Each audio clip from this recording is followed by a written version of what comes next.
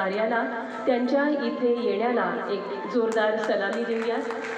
या सरस्वती पुत्राच्या या सोहळ्यामध्ये सरस्वती पुत्रांचं मनापासून स्वागत। या मंडळी या प्रतिभेच्या पावलांनी आशीर्वादाची ओंजळ भरून भरभरून उधळण्यासाठी या मंचावर या। लेखकानं पाहिलं होतं एक स्वप्न पुस्तक प्रकाशनाचं, तेच स्वप्न आज साकार होतानाचा हा क्षण नव्हे तर तुम्हा सर्वांच्या इथं येण्यानं हा झाला आहे एक उत्सव, एक सण। या सरस्वती पुत्रांचं पुन्हा एकदा मनपूर्वक स्वागत। हा मंच जरी सजला असला तरी सुद्धा तुम्हा सगळ्यांशिवाय याला शोभा नव्हती। तुम्ही आलात, या कार्यक्रमाला शोभा आली। म्हणूनच आपण कार्यक्रमाची सुरुवात करण्यापूर्वी मान्यवरांच्या हस्ते दीप प्रज्वलन आणि सरस्वती पूजन, गणेश पूजन करून घेऊया। साहित्याचा दीप प्रज्वलित आहे, असेच सगळे मान्यवर मंडळी या कार्यक्रमाला लाभलेले आहेत आणि अशाच या मान्यवरांकडून हा दीप प्रज्वलनाचा सोहळा साकार होत आहे। दीपज्योती परमज्योती, दीपज्योती जनार्दना, दीपो हरतु मे पापम, दीपम ज्योति नमोस्तुते।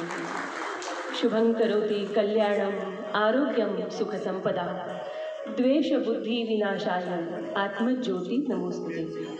आत्मज्योति प्रदीप्ताय ब्रह्मज्योति नमोस्तुते, ब्रह्मज्योति प्रदीप्ताय गुरुज्योति नमोस्तुते।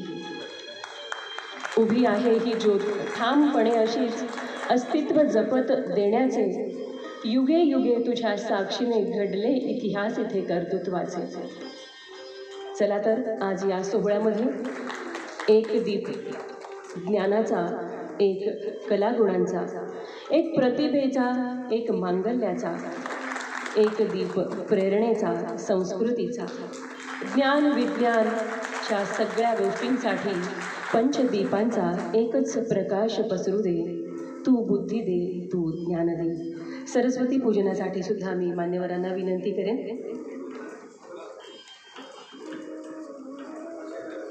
कारण ज्याला सरस्वती पावते त्याला कला गावते असं म्हणतात, त्यामुळे सरस्वतीचा वरदहस्त लाभलेली आपण सारी मंडळी।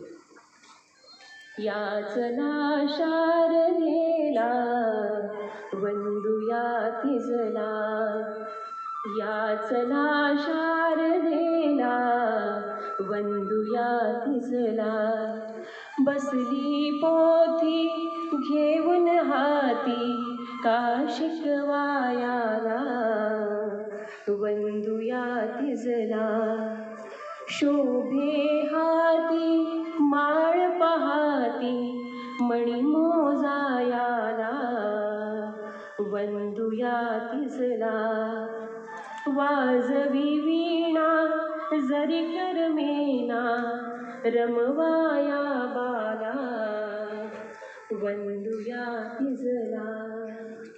विद्याधन दे आम्हास एक छंद एक ध्यास, तू बुद्धी दे, ज्ञान दे, शक्ती दे हे आई सरस्वती।